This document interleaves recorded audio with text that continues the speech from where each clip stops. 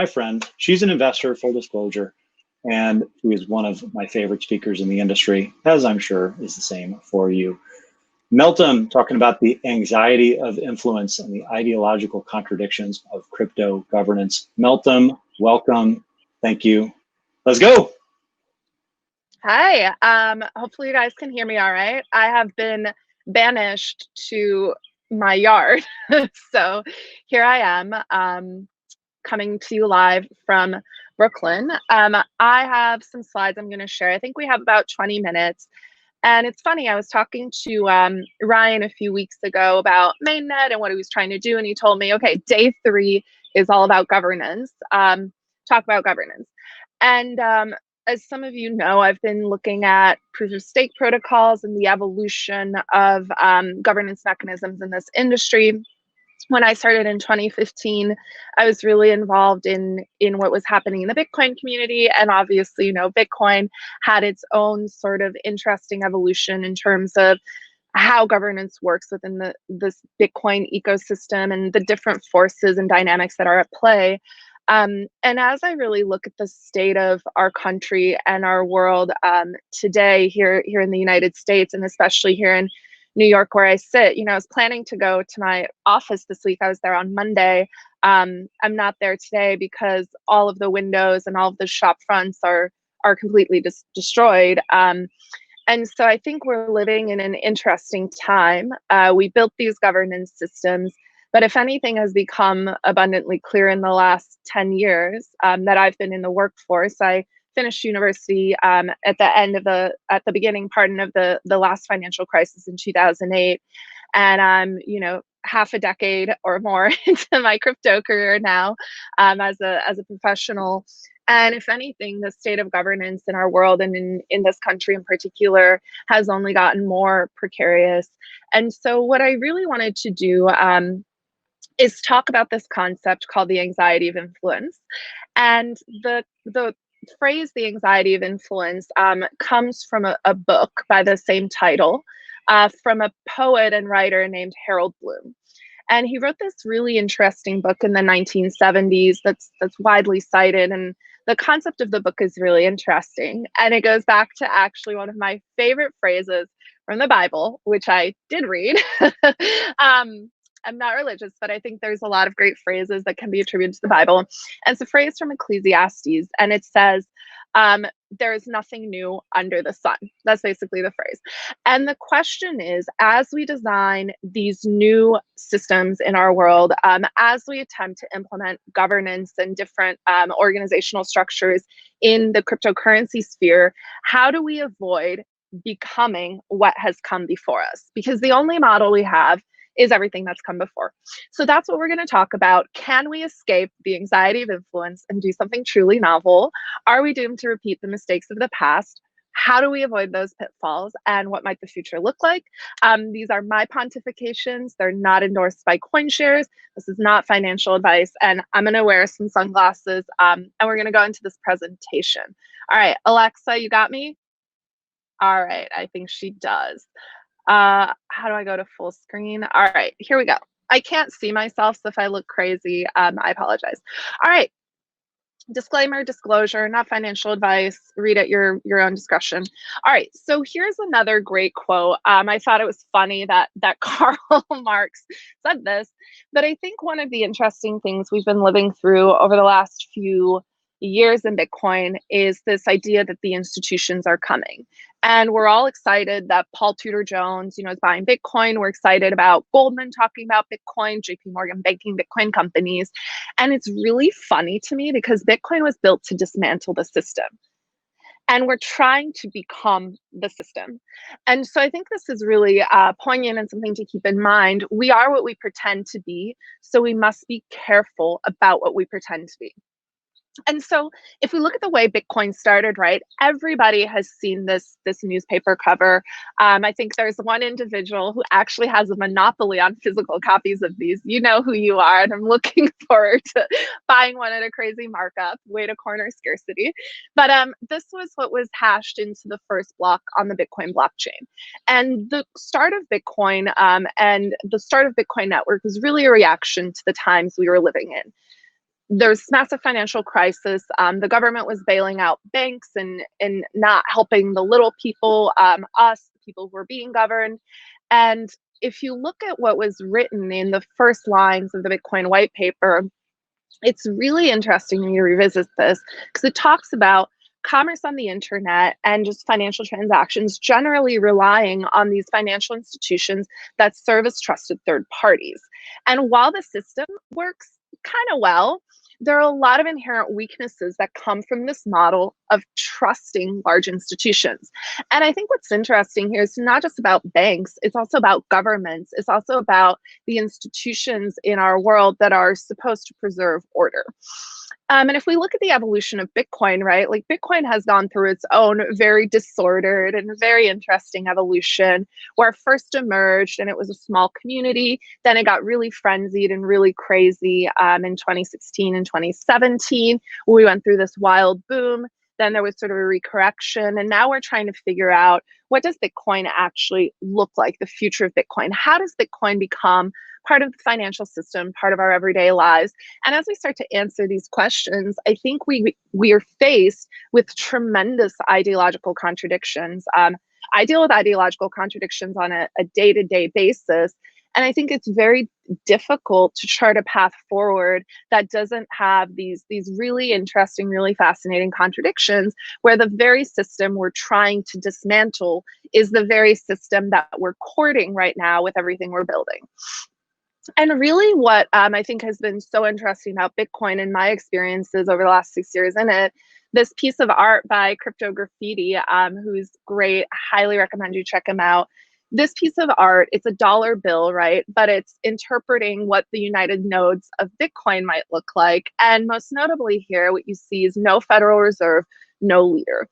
And I think this is a really important aspect of Bitcoin and what's happened in this ecosystem in general, just to think about, because so much of what has happened in the crypto space has been a response to this design of Bitcoin, which is intended to be leaderless. Bitcoin doesn't have spokespeople. There's no foundation. There's no central entity. There's no one company or individual who defines Bitcoin.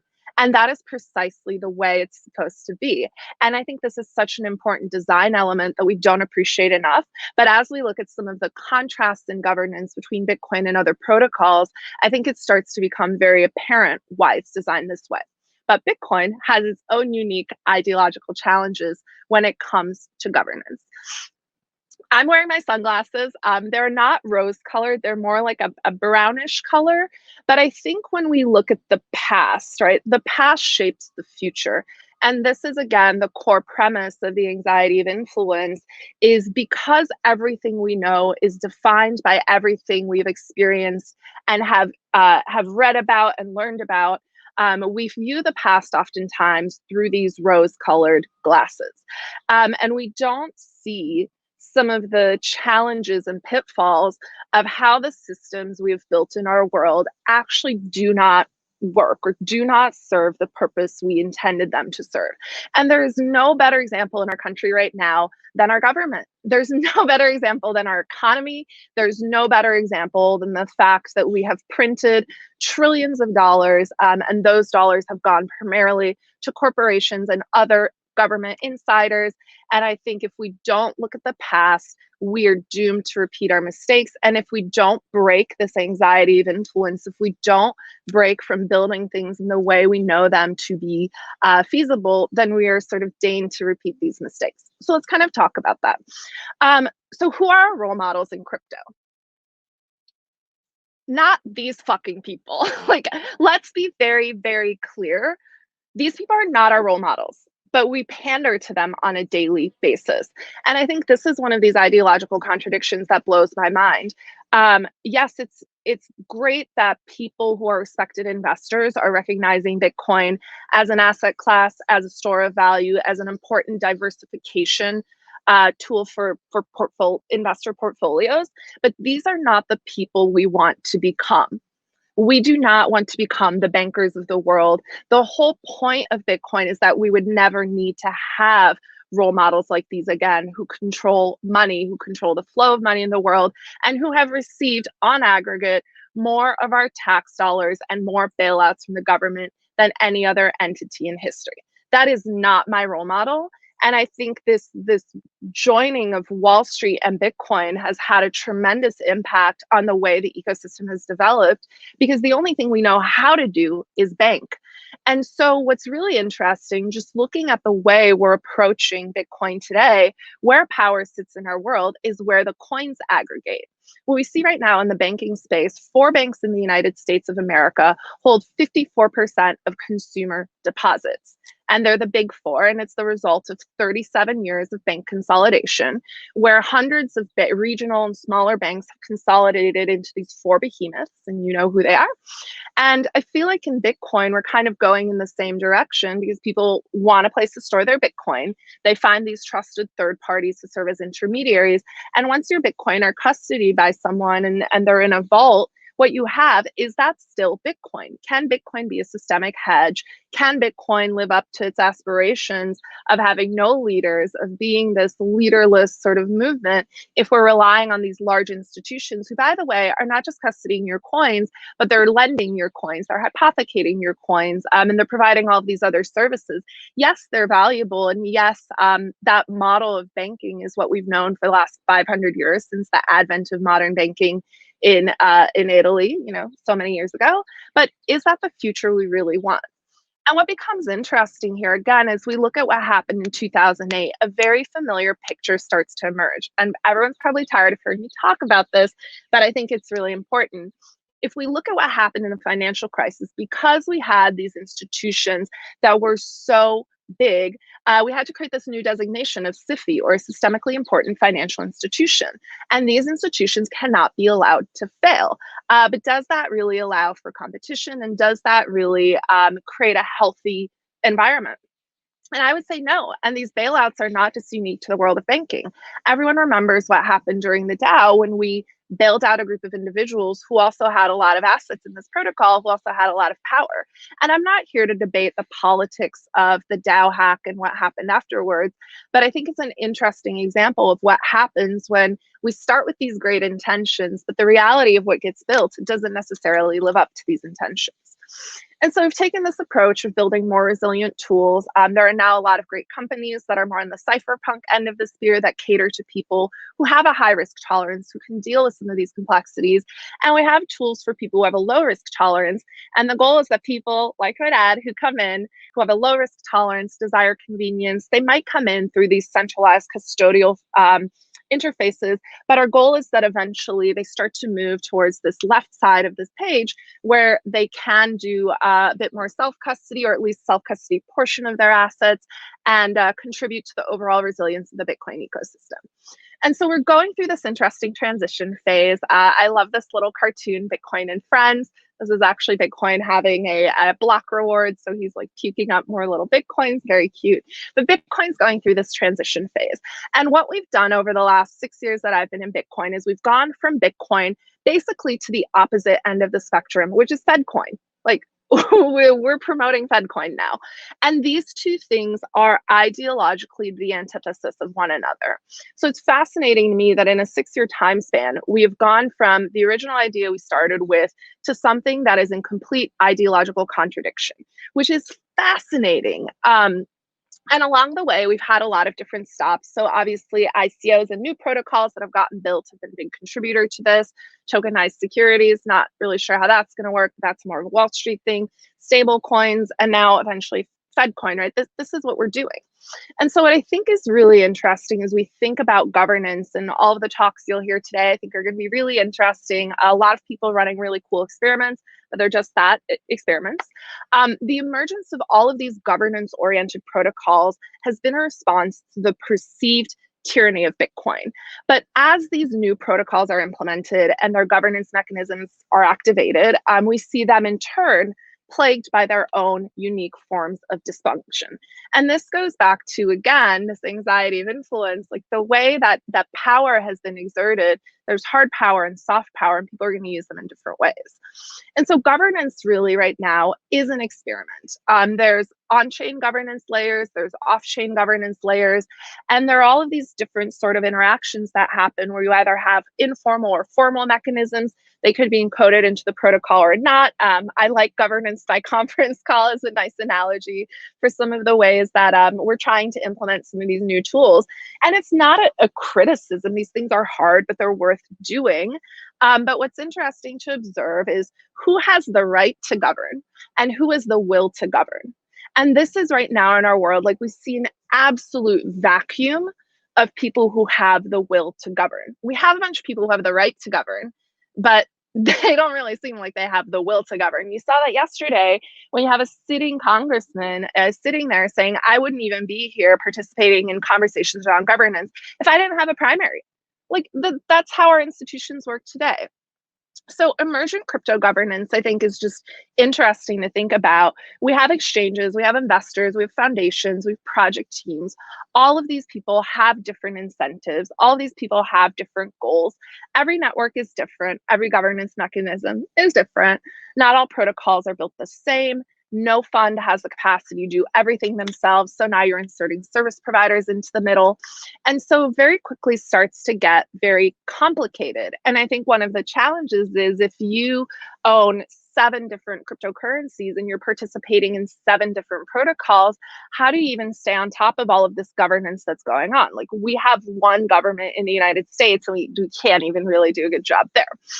So the other thing we can't forget is the incentives are really important here too. And if you look again at the failures in our democratic institutions, speculators are not users. And that's not to say that the incentives of users and investors can't be aligned, but look at what's happening in our world, right? We've become so busy gerrymandering and insider dealing that arguably our government no longer really serves the people. And if we look at what that's led to, I think a lot of the discontent you see, people in the streets, people getting arrested, people protesting, it's because their government no longer represents them. The financial incentive and the political incentive for people who are in power is not aligned with the goals of the people.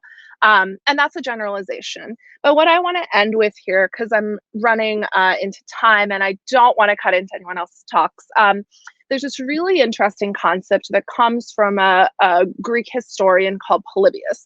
And what's interesting is he developed this framework as he observed the rise of the Roman Empire, pardon, not Greek, but Roman, the Roman Empire, and he watched, more importantly, the sacking of Carthage.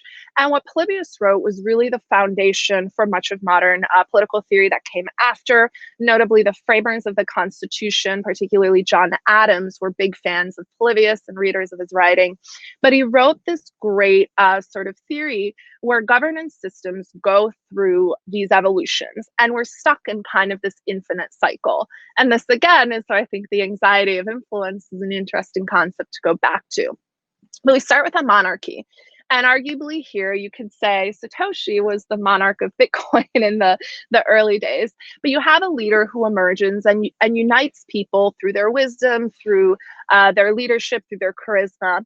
Then they pass that power on, and it could be by heredity, as we've done it. It could be by other attributes, right? Satoshi notably handed over the keys to the repo to Gavin Andresen.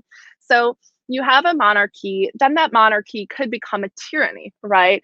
Generations of rule, people get complacent, they start to abuse their power for personal gain, and you have a tyranny. And arguably, what happened with Bitcoin and the block size wars was a reaction to the perceived tyranny of different groups in the Bitcoin ecosystem, and everyone trying to figure out, well, where does power actually lie, and do I have it or not? Then from tyranny, you have this group of influential and powerful people who overthrow the monarchy, who overthrow this tyrannical regime and say, we're going to do it differently. And arguably, this is what happened during the block size wars when a bunch of companies in the space and a bunch of large Bitcoin holders got together and started to sort of think about different ways they could help move things forward. Then that devolves into oligarchy, where these individuals then again abuse their power for personal gain. They become complacent and detached from the goals of the system. Then you step into democracy, the rule by many, and you build representative systems and broader governance structures. And then eventually, and I think this might be where we are politically in the United States today, is this concept of ochlocracy, or rule of the mob, where the state becomes really corrupted and entitled and the mob rules. And you see people screaming and shouting and trying to lobby for influence. And then eventually it sort of explodes into all out anarchy until a new leader emerges. So anyways, it's a really interesting idea. You know, there are some interesting parallels here in our modern governance structures and what's happening in these protocols. But look, here are the lessons we want to learn. Tenure of rulers has to be kept short to prevent them from becoming despots. So I think one of the great things in Bitcoin is there are constantly new voices emerging, new leaders emerging. External threats, whether they're real or imagined, preserve internal peace. So in Bitcoin, our external threat used to be the banking system. Now we're like hugging and cozying up with the banking system. So we need a new enemy to fight, but enemies are really important to preserving internal peace. So find a good enemy and stick to it. No one individual should have too much power, too much money, too much political influence, too much military might. Can't let that happen. Decision makers and governance bodies should never accept money to make decisions. I think a lot of crypto governance today is flagrantly in violation of that rule, particularly for pay to play or staking. The middle class must be large. This is where some of the research that's been done on the Gini coefficient of Bitcoin and the wealth distribution in these different protocols is important. If in your protocol, 90% of the wealth is held by 5 individuals or 5 firms, that's going to be problematic. And then lastly, and I think most critically, we have to be aware of law, history, and constitution so that we can try to maintain good governance. So my aspiration in sharing this is just to say, look, there are all of these things we can learn. How do we learn them? How do we internalize them to build better governance, more self-aware governance systems? And look, the stakes have never been higher. Our world is in turmoil. How do we prevent ourselves from becoming what our predecessors have now become? This is a really interesting ideological question. It's one I like to think about. If you like to think about it too, here's my Bible quote. It's from Ecclesiastes. What has been done will be again. What has been done will be done again. There's nothing new under the sun. I love to say this. When I had the podcast with Jill, this is one of our favorite things. There's nothing new under the sun. If you want to nerd out about governance, if you have thoughts about governance, if you want to tell me why I'm wrong, I would love to hear it. Here's my contact information. DMs are open on Twitter, and looking forward to seeing all of the great talks we're going to see today from some of the emergent experiments with crypto governance in our little world today. So thank you for listening.